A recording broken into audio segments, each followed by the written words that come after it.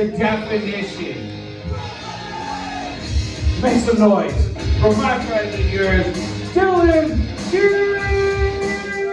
Woo!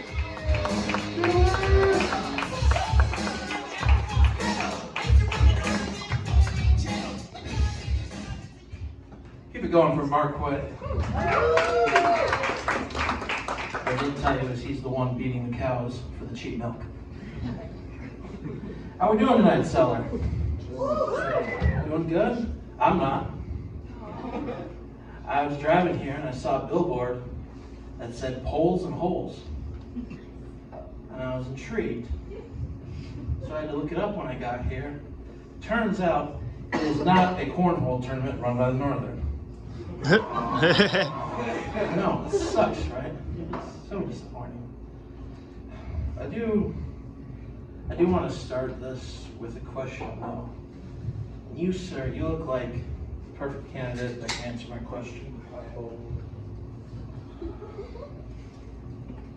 When did feet become the go-to fetish in America?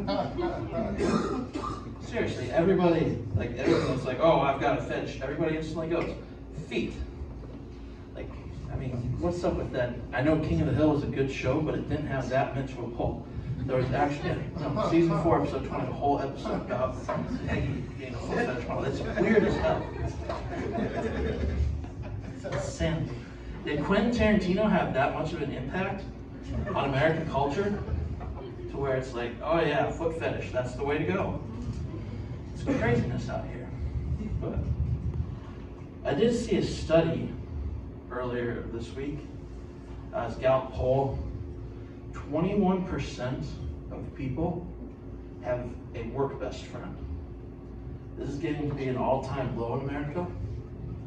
And of course, the article frames it as like, oh, this is a bad thing for business. You know, you're going to lose business and stuff like that. And at first I was like, well, of course, capitalists are going to complain about it. But then I came to the realization, it does kind of make sense. Because when was the last time you made a best friend like out of work?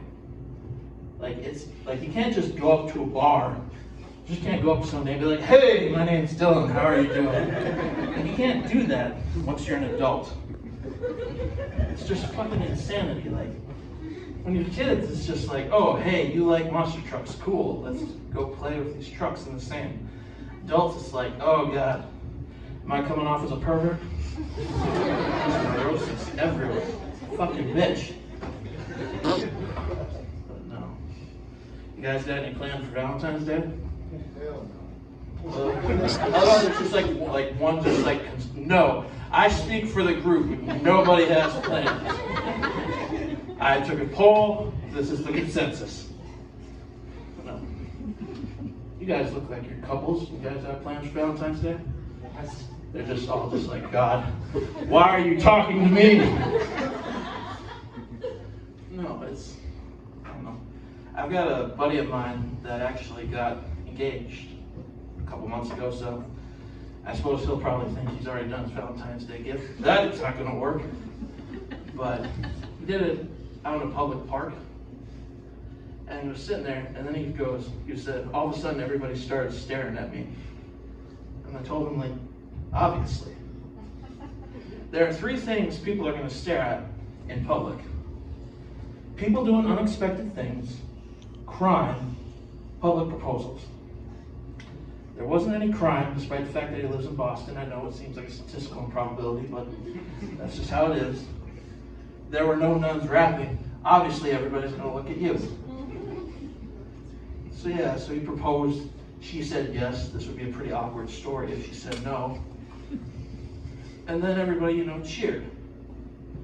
But I was sitting there, I'm like, obviously. But wouldn't it have been funny, just like one random homeless guy just came out of the street and just like, boo! Boo, sir! I hate love! How dare you have happiness? I do want to say there is one place where it's publicly acceptable to boo a proposal, and that is a sporting event. If you are going to watch the Vikings and the Packers and you decide, this is the best time to propose to my significant other, you might want to reconsider your life choices.